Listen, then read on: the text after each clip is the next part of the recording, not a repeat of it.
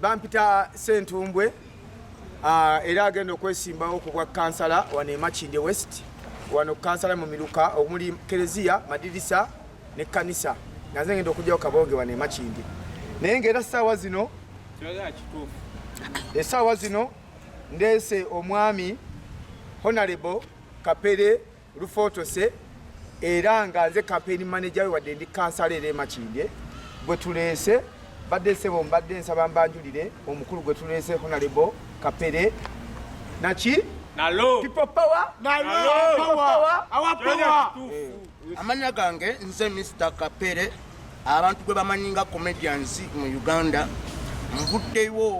mvuddeyo okwesimbawo ku kifo kya Alan Sewanyana e Makindye West yesebo era tebagamba mbu ate simanyi Kapere simanyi biki nze nvuddeyo nga ndi serious okuyamba bannayuganda ab'e Makindye ne mu nsi eziriraanye ez'enjawulo okusegeera so nze ebintu byengenda okuyamba abantu b'e Makindye n'ebitundu ebirala byonna nze nvuddeyo ku bantu abataasoma kubanga mu nsi yaffe Uganda waliyo abantu bangi naye nga tebaasoma naye nga beetaaga okutuukiriza ebintu byabwe byebasaana okutuukiriza waliwo abatalina mirimu ababodaboda boolaba tebalina mirimu abavubuka tebakyakola batudde ku kyalo tebakuba bukubi matatu osegeera so nze Kapere nvuddeyo okuyamba abavubuka abatakola n'abavubuka ababodaboda abatalina mirimu bebasiba bakuba emiggo buli kaseera e Makindye era nze nesimbyewo ku kifo kya Alan Sewanyana amina so n'ekirala nze Kapere waliwo abantu abamu abagamba mbu ate simanyi Kapere biki nze nvuddeyo ndi serious era n'ekirala waliwo abalwadde bangi abali mu Makindye nga bali mu Makindye naye nga balwadde bakawuka ka siriimu naye nga amazima ga Katonda tebalina sente zigula ddagala akawuka ako okweweza eddagala akawuka ka siriimu kaweweza so nze bingi byengenda okukola eddagala erimu twalikoze eki eddagala naawe olikaddiwa so eddagala twali tuligabidde abantu so kati ebintu ebiriwo byebyo byetubagamba nti ffe tuli serious osegeera tuli serious banange nze bwemuba mumpa akalulu mukampe n'omutima gumu ngaye mwansalawo ne munfuula owakabi mu nsi eno Uganda ne munfuula comedians owakabi nga buli lwempita Kapere ndi serious amwe serious you are serious yes Mr. Kapere abantu bagamba kati nga campaign manager bagamba busimanyi ate wasoma empapula bane tuzirina basebo ne banyabo kino wajita people power our power empapula tuzirina osegeera buli kimu tukiina osegeera ezo za baluwa ya mukaaga mugiraba buli kimu tukiina osegeera bino mubiraba nabyo tubirina buli kimu tukiina osegeera so kati wemuvaayo ne mugamba mbu ate Kapere tasobola banange mumpa obuwagizi sobole okutuula mu palamenti sobole okusiikirira Makindye West osegeera abalwadde bangi nnyo mu Uganda tebalina ddagala abalwadde bakawuka ka siriimu bangi abavubuka abataasoma bangi osegeera so kati wetuvaayo ngaffe abavubuka abato emyaka emito netuvaayo ne tuyamba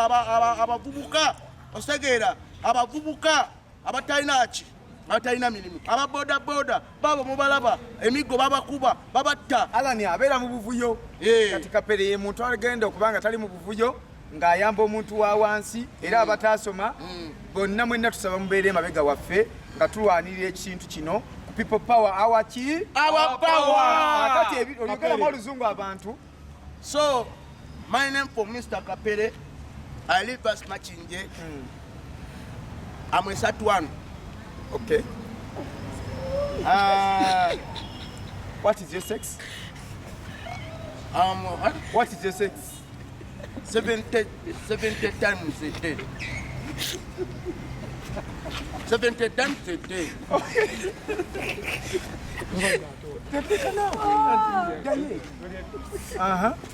so bannayuganda wewe twate twasoma Kapere mu parliament bogera Luzungu. bakubuuza erise tugenda kuyamba abantu abatasoma.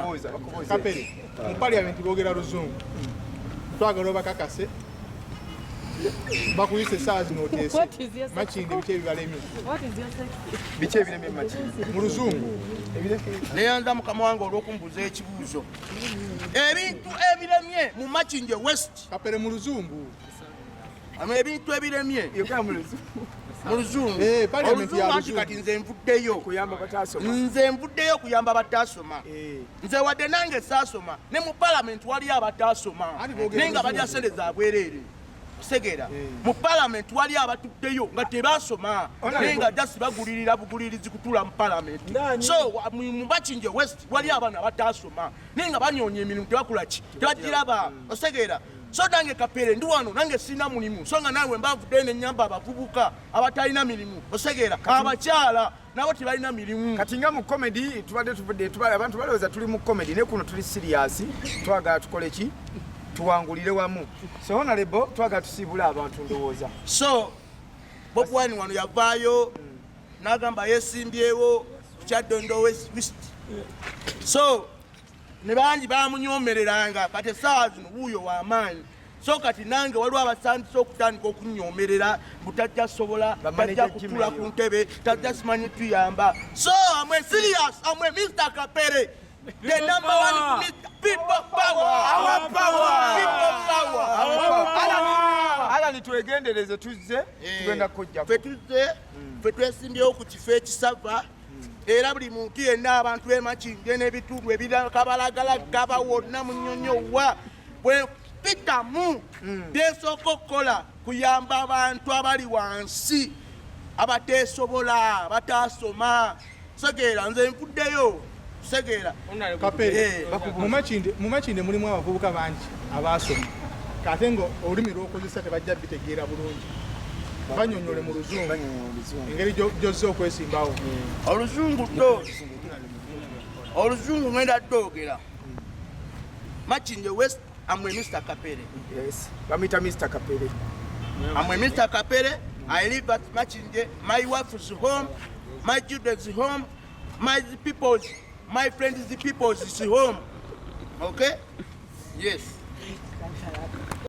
basabe mu Luzungu basabe akawulo. My friend for Makindye, give me a kalulu ako. I want to meet for me. Alidako, katemako. I want to meet for me. Damu tugende.